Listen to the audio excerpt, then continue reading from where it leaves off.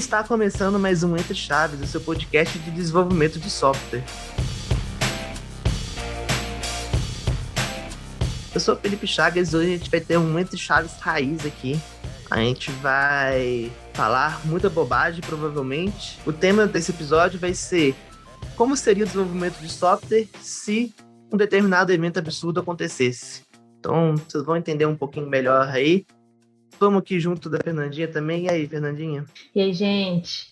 Estamos aqui hoje falar sobre se muitas coisas acontecessem. Hoje não sou como host. Hoje vamos bater esse papo legal aí com outras pessoas. E aí, Quirino, tudo bem? E aí, gente, bom dia, boa tarde, boa noite. Vamos lá falar um pouquinho sobre essas possibilidades aí, como é que a vida nossa ia ser bem mais difícil ou mais fácil, né? Se algumas coisas acontecessem. Ou só diferente, né? Ou só diferente, é. Justo. Também estou aqui com o Jota. E aí, Jota? Fala, pessoal, tudo bem? Bom, pro bem ou pro mal, o e se não existe, né? Graças a Deus, vamos ver aí como se dá essas coisas. Exatamente, né? Acho que o maior e se do programador é e se tivesse funcionado em produção e não tivesse me acordado de noite porque o sistema caiu. Se não tivesse bug. Exatamente. Vamos começar então, talvez, do que poderia ser um dos maiores pesadelos modernos no mundo do desenvolvimento, que é, e se por algum motivo bizarro a gente não tivesse internet? Ou melhor ainda, né? A gente está acostumado a ter internet e se a partir de hoje a internet parou de funcionar, destruíram os servidores, estamos sem internet. O que isso impactaria aí no desenvolvimento de software em geral? Eu acho que 80% dos desenvolvedores parariam de trabalhar por um bom tempo. Primeiro porque muita gente desenvolve para a internet, então se não tem internet acaba que não tem para o que desenvolver, né? Muitas pessoas. Mas o mais impactante para mim é que a gente depende muito de tudo, desde repositório, desde tirar dúvidas, o Stack Overflow, o Google, a comunicação no remoto, né? Se for uma coisa muito abrupta hoje, nossa, se não tivesse internet hoje, até eu avisar que eu não estou conseguindo trabalhar, demoraria. Teria que mandar uma carta, né? Sei lá, tô pensando que SMS, usa internet, não sei. Mas eu acho que a gente pararia de trabalhar por um bom tempo, assim.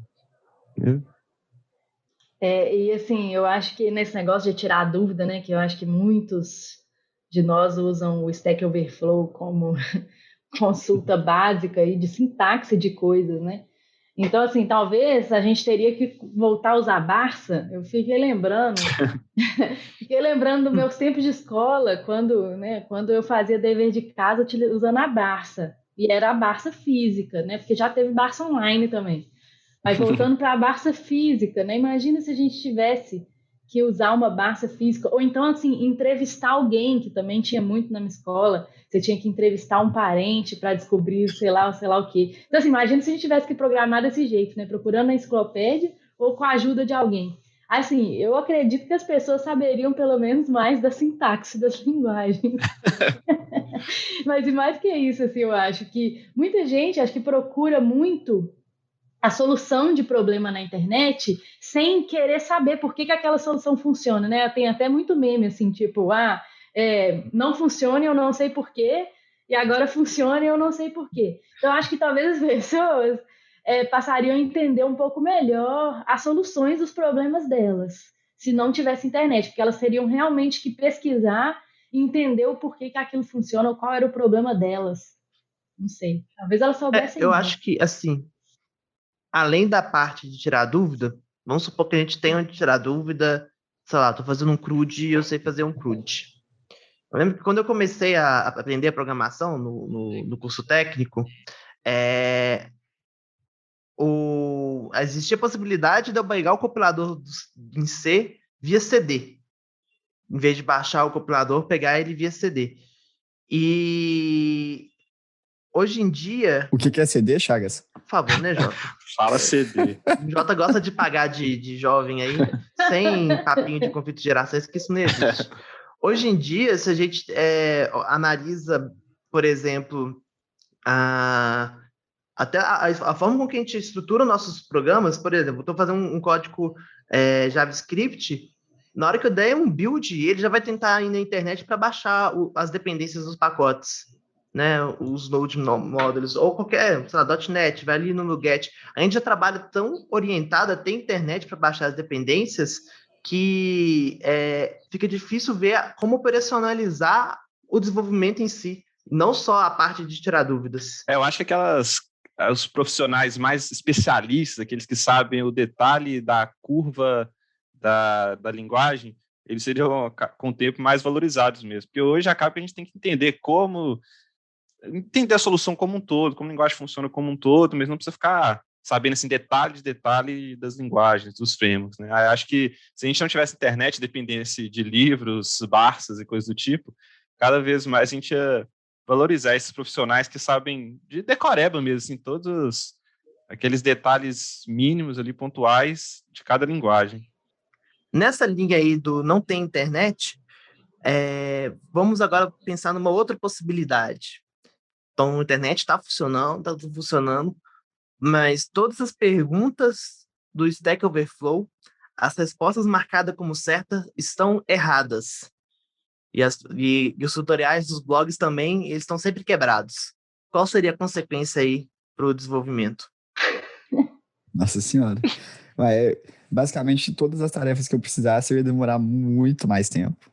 Até eu chegar na parte do Stack Overflow que tem finalmente a resposta certa, né? Será que só as marcadas como aceitas estão erradas?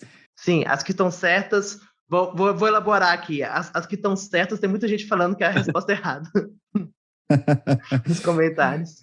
Nossa Senhora, ia ferrar tudo, né? Acho que só ia restar documentação mesmo. Então a gente volta para um cenário parecido com o do IC sem internet, né? A gente só vai conseguir confiar em documentações ou leituras mais extensas, conteúdos mais extensos e não ir direto ao ponto. Mas pelo menos as pessoas leriam mais as documentações, né? Que pode ser um ponto com certeza, isso positivo, né? Inclusive, esse meme aí já tá desgastado, né? Inclusive, ele me irrita um pouco, que programador só programa dependendo do Stack Overflow.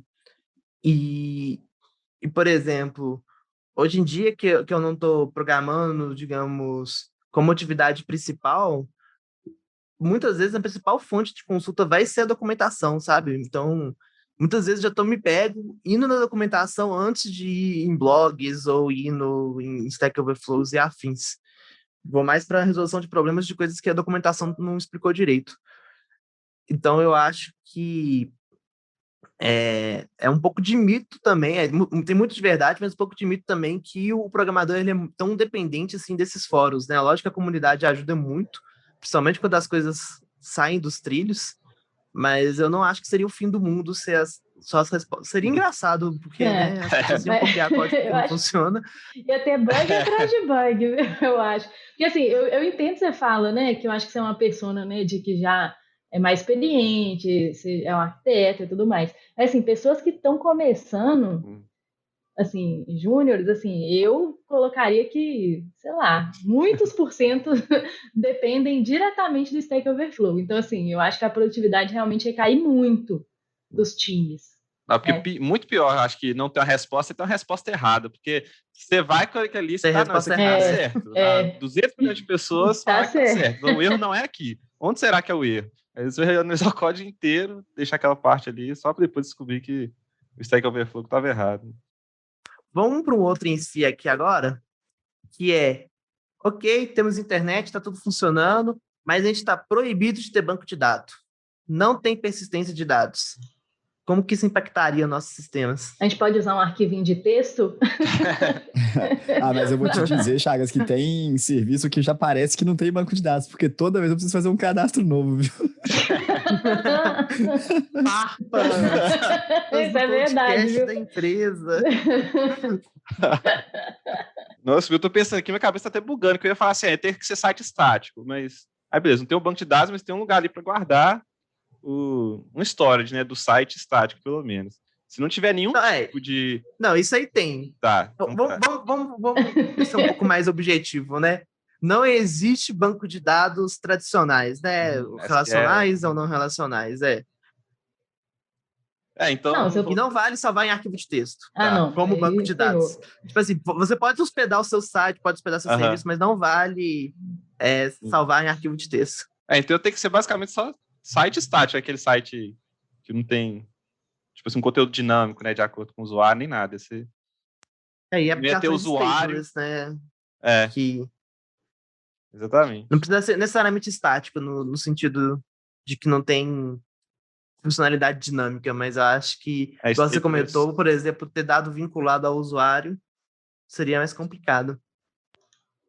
Nem sei se seria, né, possível. Ou se a gente conseguiria, sei lá, salvar umas variáveis estáticas mesmo, mas aí você não conseguia nunca ter um cluster ou alguma coisa assim, né? Você teria O seu sistema pode ter no máximo 500 usuários e se o servidor reiniciar, Você perde tudo. todo mundo se perde. Aí você vai ter que fazer o cadastro de novo. Talvez seja isso aí, né? O bom é que seu sistema já está pronto para LGPD, né? Que você não está invadindo a privacidade de ninguém. Não espera pensar para esse lado, né? É um problema a menos para pensar. Eu acho que ia ficar muito parecido com o começo da internet, né? Que ali era só aqueles sites mais simples, né, mesmo? Porque eu acho que o banco de dados é muito base de tudo que a gente faz hoje em dia. O problema é que não teria a melhor parte do início da internet, né? Que eram os memes de gatinho. Todos estocados em bancos de dados. É mesmo. Exatamente. Uma outra linha agora, não falando muito de limitação do sistema, mas do processo de fazer software. E se a gente não tivesse IDS? Tá aqui na listinha essa, eu acho que, inclusive, a gente deveria fazer 2 etapas. E se as únicas IDEs fossem, tipo, o VI e o Nano, Nossa. e se realmente não tivesse nenhuma ideia, né? Se fosse só o VI lá, a gente estaria preso dele até hoje, assim, sem conseguir fazer mais nada, porque sair dele é impossível, né? Então... Se juntar só LVI e não tem internet, todos os computadores estariam presos num arquivo de texto, sem as pessoas conseguirem sair dele. E eu acho que se tivesse só o VI e o Nano, pelo menos uma grande parte das brigas aí estaria resolvida já. Sim. Mas como que seria trabalhar isso? Então, trabalhar sem IDE, mas você pode usar o seu editor de texto, né? Vamos simplificar a pergunta. O único editor de texto possível é o Notepad do Windows. Como seria programar?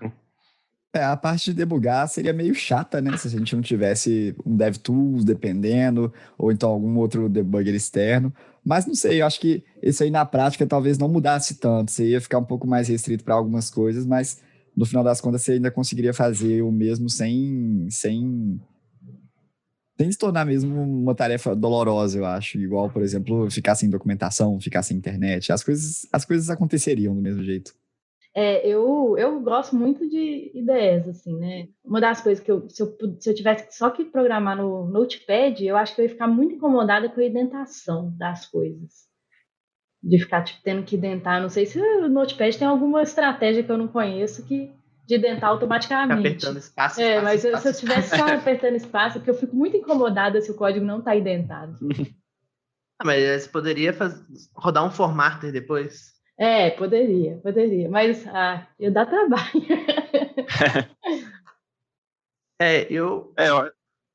Eu já sou da linha de usar mais editor de texto e menos IDE, mas só o Notepad, com certeza, a experiência de desenvolvimento seria muito ruim, né? Não ter o realce de sintaxe, autocomplete, preto no branco ali, a leitura do código ia ser mais difícil, ia ser mais ilegível, assim. Mas como o Jota falou, dos ICs que a gente colocou aqui, talvez esse seria o que menos impactaria, né? Poder encontrar um find all references, né? Uma coisa assim, aqueles métodos com muitos nomes não tem iguais. Nada para te auxiliar a refatorar, não tem né? nada de Você vai renomear uma classe e aí vai ser muito difícil achar. Mas, assim, porque dá para você fazer tudo isso com o Bash, né? Então, com o Bash você conseguiria achar todas as referências, você conseguiria formatar seus arquivos. Tipo assim, tendo um Notepad e um Bash do lado, você conseguiria fazer essas atividades. Uhum. Mas ajuda também pensar que a humanidade chegou longe, durante um tempo tendo só Notepad também, né? Então isso dá um pouquinho de esperança. Eu tô pensando que o trampo para abrir um tanto de arquivo, né, no Notepad, porque não tem nem abinha direito lá dentro, né? Então, não, tipo assim... tem as abinhas lá. Eu mesmo já fiquei com aqueles assim, new, sei lá, números, sei lá, tanto. Não sabia que tinha havia no Notepad, não. No mais, né? Eu tô falando normal, sem ser o mais. Ah, porque isso é diferente também. Uma coisa é o Notepad. Não, a gente tava falando do Notepad mais, né? Ou não? Eu tava falando do Notepad. Nossa senhora, não, aí piorou 50 vezes. O Notepad++ tem highlight de sintaxe, ele tem... O Notepad++ dá pra você programar normal nele. Eu programei muito no Notepad++, mas o Jota trouxe um ponto muito importante aí, que a humanidade foi longe com ferramentas muito piores que o Notepad, né? Até se você puxa aí para... Não vou falar de cartões perfurados, não, mas até para a parte até de eletrônica, né? Querendo ou não, você tem lógica de programação ali dentro. A gente, né? Eu me colocando no meio, mas os humanos do passado aí evoluíram muito com uma programação com ferramentas bem piores que o Notepad até. Sem interface gráfica nenhuma, né? Mas eu acho que as necessidades, a velocidade do que eles fizeram é muito diferente de hoje, né? Eu acho que se hoje a gente tivesse que fazer o tanto de coisa que a gente produz hoje, com grau de complexidade, de interface, etc., que a gente produz hoje, para fazer isso com as ferramentas que o pessoal fazia lá atrás, a gente demoraria bem mais, né? Até a questão da linguagem, né? Isso aí já tem emenda para outro da listinha aqui. E se a gente só programasse em Assembly? Tá proibido usar qualquer outra linguagem. A polícia da linguagem de programação prende quem for programar sem ser Assembly. Eu acho que acaba caindo na mesma coisa. Porque você vai conseguir fazer tudo, né? Que você consegue fazer hoje. Imagino que literalmente. Só que a questão é essa.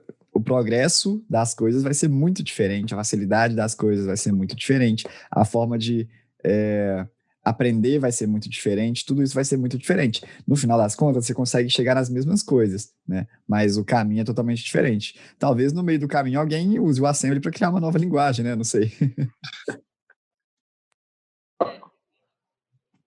Eu acho que o paradigma mudaria um pouco, porque hoje em dia a gente, por exemplo, estou escrevendo um código, né? Então, estou seguindo ali as boas diretrizes de como escrever um código limpo na literatura, e muitas vezes a gente vai estar preocupado muito mais na legibilidade do código do que aquele código eficiente.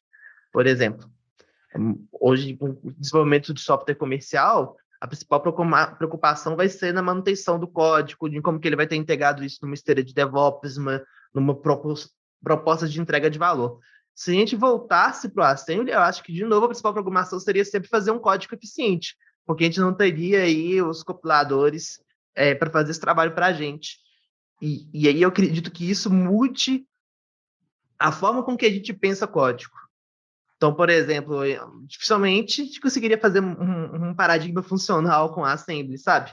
E eu acho que o principal, na minha opinião, a principal diferença em voltar a usar a linguagem de máquina é que a gente mudaria a forma com que a gente pensa o desenvolvimento de software para um modelo mais prático e teria que abrir mão de algumas coisas que hoje em dia talvez sejam as principais coisas que a gente olha na hora que está desenvolvendo. Uma coisa positiva que teria é que não ia ter mais as brigas de fanfic de linguagem, né? Assim, não ia ter... Isso é bom, né? Os fãs das linguagens brigando, ia ser só uma mesmo, né? Acho que a carreira seria mais fácil, né, de seguir, assim, para quem é desenvolvedor, tipo assim, Assembly, e vai ali, né? Não tem 1 milhão de ferramentas para aprender, etc. Mas... não ia surgir um novo framework todo dia. Mas com certeza, né, a produtividade seria diferente, né? Igual eu falei no início, talvez, né, assim, nesse caso, talvez seja realmente, ia ser uma produtividade pior, né? Mas acho que a forma que a gente conhece hoje não é a forma que a gente faria se tivesse só Assembly, né? Então, é realmente uma mudança totalmente de pensamento, de mindset. Vamos agora, então, para um IC bom aí. Utopia, pensar aí num mundo de gramado verde, pessoas felizes se abraçando com animais do lado. E se nenhum software tivesse bug? Bom, com certeza essa semana minha agora bug é coisa do passado. Mas eu acho que isso aí bateria de frente com outras questões, né? Seria muito legal a parte técnica da gente não ter os nossos problemas que a gente está acostumado a ter, mas o que será que se tornaria a limitação, né? Porque uma limitação às vezes abre espaço, a ausência de uma limitação às vezes abre espaço para uma outra. Então, tudo que a gente quisesse fazer, a gente faria instantaneamente e funcionaria, né? Eu tô vendo dessa forma esse mundo sem bugs. Acho que a gente criaria muita coisa ruim muito rápido e muita coisa boa muito rápido. Mas como é que a gente lidaria com isso? Será que o que é ruim a gente descartaria rapidinho de uma vez e partiria para a próxima, gerando ideias muito top, assim?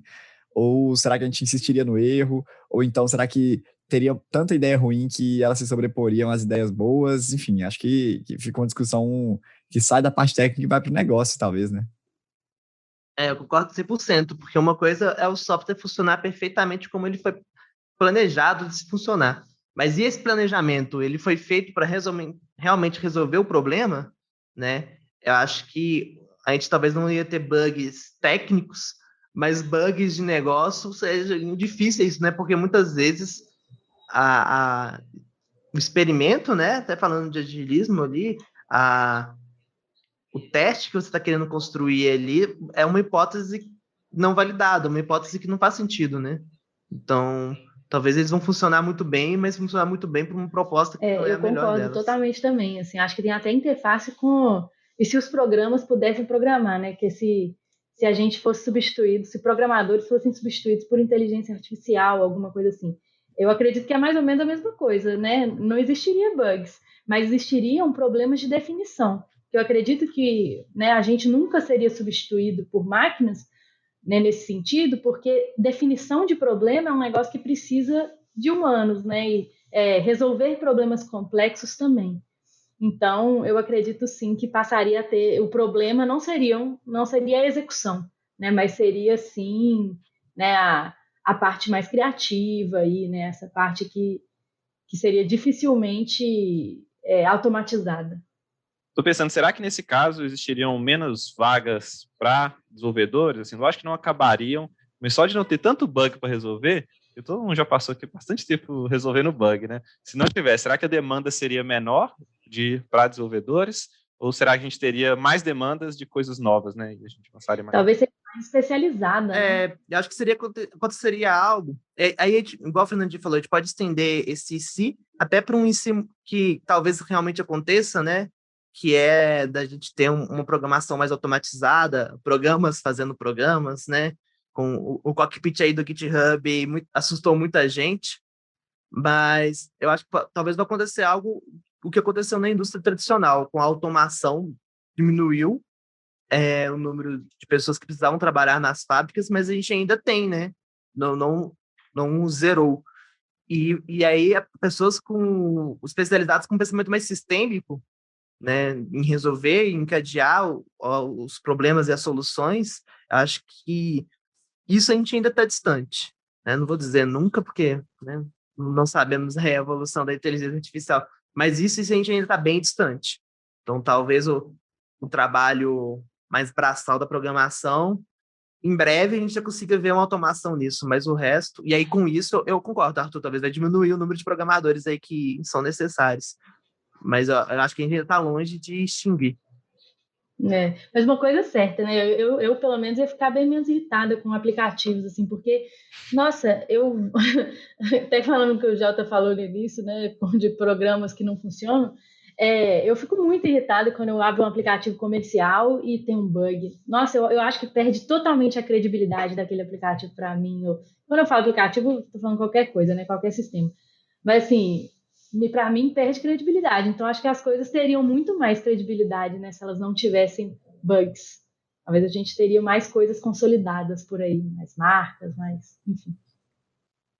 Até triste que a Fernandinha falando que bug acaba com credibilidade. Não, mas se é um aplicativo... Claro que se é uma coisa que está em teste, eu não tenho problema nenhum. Mas aplicativo consolidado que tem bug me irrita um pouco, assim. Tudo bem, acontece, mas assim... Tem vez que eu tenho um site do banco e tinha um CSS quebrado. Aí, tipo assim, eu sei que é só um CSS, mas eu falo assim, porra... Não posso falar, não sei. Mas, pô, tem um CSS lá, assim, quebrar o site, tem que preocupar com 1 milhão de coisas, mas não preocupou nem com o negócio ali, espaçamento, e o negócio quebrou. Aí passa muita insegurança mesmo. Nesses mundos fictícios todos aí, por enquanto, estamos na realidade. Vamos voltar para o trabalho, temos que encerrar o episódio de hoje. Acho que foi muito bom esse papo aí com com esse time de peso aqui do Entre Chaves. Agradeço aí a presença de todos os ouvintes e até terça que vem. Tchau, gente. Beijo. Até mais, gente. Tchau, tchau, pessoal.